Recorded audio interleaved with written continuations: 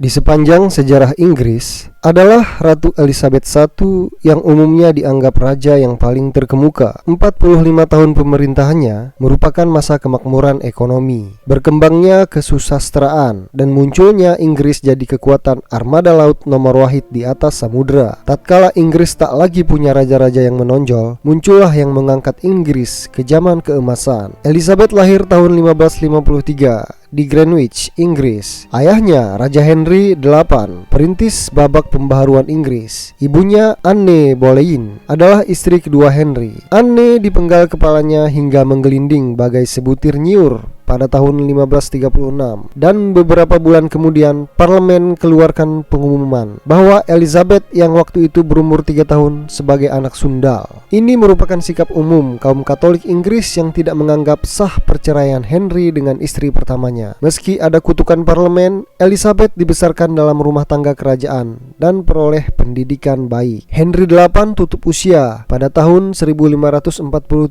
tatkala umur Elizabeth 13 tahun. 11 tahun sesudah itu, tidak ada penguasa Inggris yang bisa dianggap berhasil. Edward VI, saudara tiri Elizabeth, naik tahta antara tahun 1547 sampai 1553. Di bawah pemerintahannya, kentara sekali politik pro-protestannya. Ratu Mary I memerintah 5 tahun sesudah itu, mendukung supremasi kepausan dan pengokohan kembali Katolik Romawi. Selama pemerintahannya, kaum Protestan Inggris diuber-uber dan ditindas. Bahkan sekitar 300 pemeluknya dihukum mati. Ini menyebabkan ratu dapat julukan tak sedap, Mary yang berdarah. Elizabeth sendiri ditahan dan disekap di menara London. Kendati akhirnya dibebaskan, hidupnya dalam beberapa waktu berada dalam ancaman bahaya. Tatkala Mary tutup usia pada tahun 1558, Elizabeth yang sudah berumur 25 tahun naik tahta. Kenaikan ini memberi kecerahan buat penduduk Inggris. Banyak masalah yang menghalang ratu muda belia ini: peperangan melawan Prancis, hubungan tegang dengan Skotlandia dan Spanyol, kondisi moneter pemerintah, dan di atas segala-galanya itu adalah awan gelap perpecahan agama yang bergantung di atas kepala Inggris. Kemelut terakhir ini ditangani lebih dulu. Tak lama sesudah Elizabeth naik tahta, undang-undang tentang supremasi dan persamaan disahkan pada tahun 1559,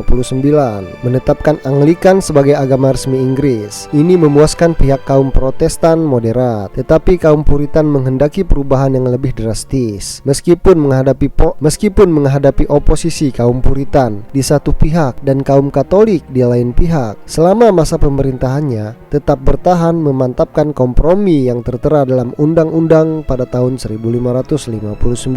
Situasi keagamaan menjadi ruwet dengan keadaan yang berkaitan dengan Ratu Mary dari Skotlandia. Mary dipaksa meninggalkan Skotlandia dan melarikan diri ke Inggris. Sesampai di Inggris, dia menjadi tahanan Ratu Elizabeth. Langkah Elizabeth ini bukanlah atas dasar kekerasan dan semau-maunya. Mary penganut Katolik Romawi dan juga punya tuntutan yang layak menggantikan tahta Elizabeth. Ini berarti andai kata ada pemberontakan atau pembunuhan yang berhasil, Inggris akan punya lagi ratu beragama Katolik. Selama masa penahanan Mary yang 19 tahun itu, memang ada beberapa kali komplotan menghadapi Elizabeth dan ada cukup bukti keterlibatan Mary. Akhirnya di tahun 1587 Mary dihukum mati. Elizabeth menandatangani vonis hukuman itu dengan agak ogah-ogahan. Para menterinya dan umumnya anggota parlemen menginginkan supaya Mary dibunuh lebih cepat lebih baik. Pertentangan agama betul-betul membahayakan Elizabeth. Di tahun 1570, Paus Pius V mengucilkan dan memerintahkannya turun tahta, dan di tahun 1580,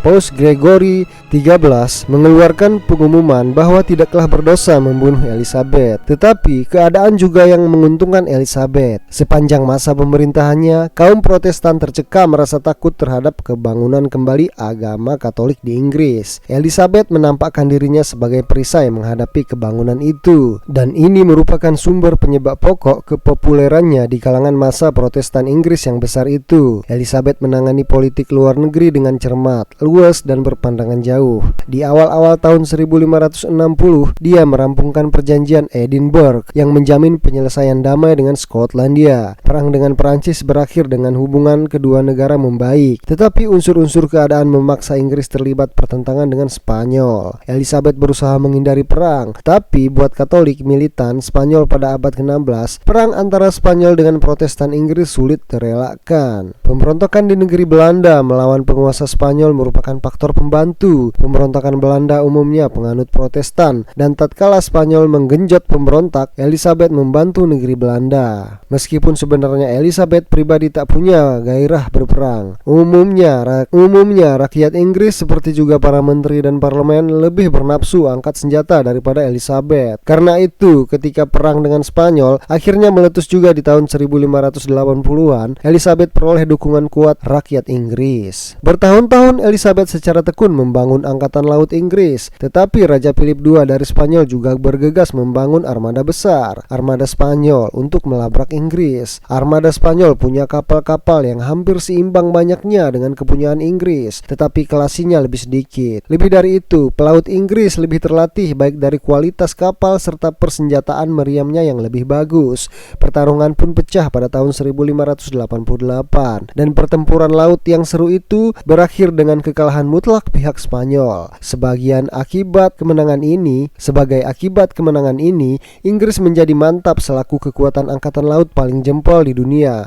Elizabeth punya kecerdasan yang melebihi orang biasa dan seorang politikus yang cakap, tegas, punya pandangan luas. Berbarengan dengan itu, dia punya kehati-hatian dan konservatif. Dia mengidap ketidaksukaan berperang dan pertumpahan darah, meskipun jika diperlukan dia bisa bersiteguh. Tetapi halnya ayahnya, dia menjalankan pemerintahan dengan kerjasama parlemen dan bukan melawannya. Karena dia tidak kawin, maka tampaknya dia masih perawan seperti dikemukakan di muka umum. Tetapi tidaklah pula terlalu benar jika dianggap dia itu termasuk jenis perempuan pembenci lelaki. Malah sebaliknya, dia jelas menyukai pria dan gemar bergaul dengannya. Elizabeth punya kemampuan memilih menteri-menterinya yang becus. Sebagian dari hasil-hasil yang dicapainya antara lain berkat William Cecil atau Lord Burghley yang menjadi penasihat utama sejak tahun 1558 hingga matinya di tahun 1598. Pokok-pokok keberhasilan Elizabeth bisa diringkas sebagai berikut. Pertama, dia memimpin Inggris selama tahap kedua zaman pembaharuan tanpa pertumpahan darah yang berarti. Berbeda dengan Jerman di mana 30 tahun berperang pada tahun 1618-1648 membunuh lebih dari 25% penduduk, sungguh mencolok. Selain dia meredakan rasa benci keagamaan antara Katolik Inggris dan Protestan Inggris, dia berhasil pula menjaga persatuan bangsa. Kedua, 45 tahun pemerintahannya, era Elizabeth umumnya dianggap zaman keemasan suatu bangsa besar di dunia. Ketiga adalah juga di masa pemerintahannya, Inggris muncul selaku kekuatan pokok, posisi yang bisa dipertahankannya berabad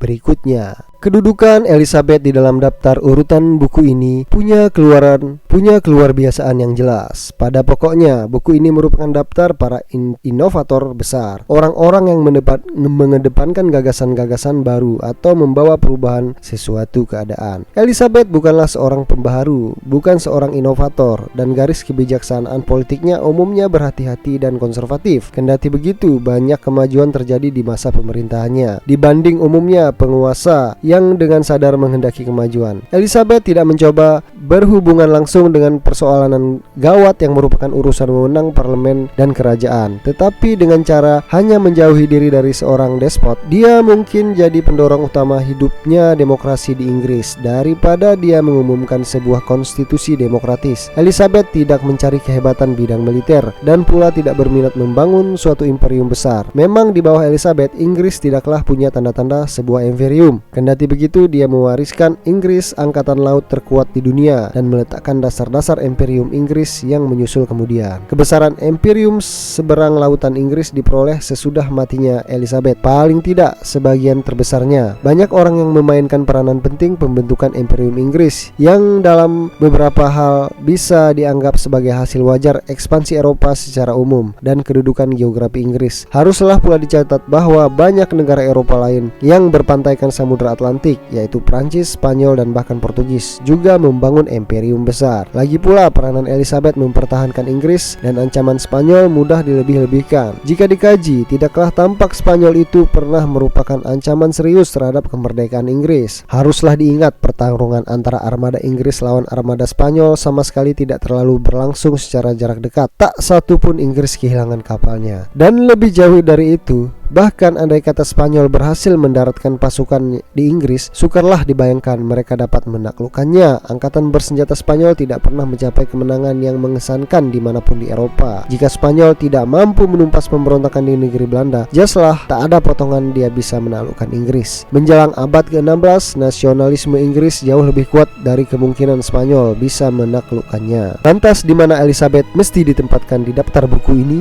Dasarnya dia tokoh lokal. Jika dibandingkan dengan Peter Agung dari Rusia, tampaknya tak setara. Ditilik dari sudut pandang, jelas Peter jauh lebih inovatif ketimbang Elizabeth. Saya akan peroleh kesulitan meyakinkan orang Rusia yang punya pikiran jernih bahwa Elizabeth ditempatkan lebih tinggi dalam urutan dari Peter. Sebaliknya, diukur dari pentingnya peranan yang dimainkan Inggris dan orang-orang Inggris di abad-abad sesudah Elizabeth, adalah suatu kesalahan menempatkannya terlampau jauh di belakang Peter. Dalam banyak hal, tampaknya jelas hanya sedikit raja-raja dalam sejarah punya keberhasilan sebanyak Elizabeth.